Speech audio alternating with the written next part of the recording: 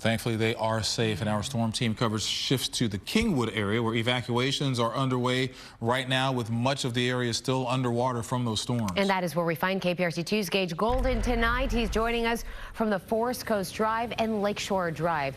Gage, is the water still rising there behind you? Yeah, and that's the thing. The water has been slowly rising. Now, not anywhere close to what it's been this morning, but this is the result. Check this out.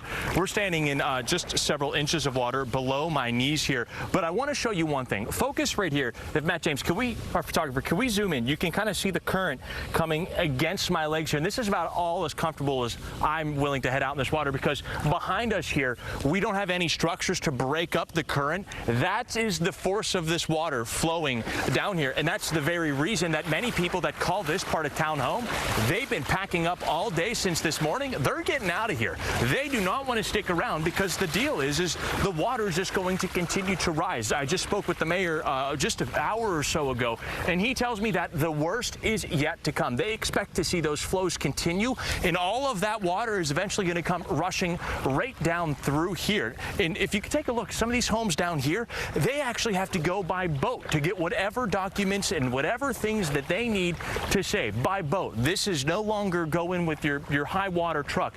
This is boat territory. I actually rode along with people that live in that home there to grab the important papers for their pet. That was the last thing they did before they kind of turned around and saw their home. We spoke with one person actually who lives here that was evacuating just a little bit ago. Take a listen here.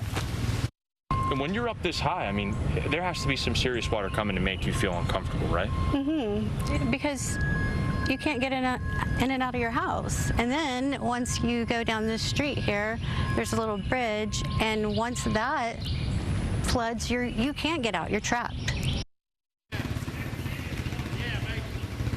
That's the concern there, that they can't get out. They could be trapped here. Remember, this area of Kingwood's very low lying. These folks here, they made the decision that they need to get out. Now, I want to take a broader picture here. The last time water got above their stilts here, okay, that was during Hurricane Harvey. That's hard to imagine. That's much, much taller than me. Actually, it'd be about the height of right here. I'd have to be kind of sitting on the top of this little arch here. That's how high the water was during Harvey. The water not projected to get that high. However, these homeowners here, they wouldn't be surprised if they're kind of flirting with the edge of caution there. That's all we got out here in Kingwood. Gage Goulding, KPRC-2. All right, Gage.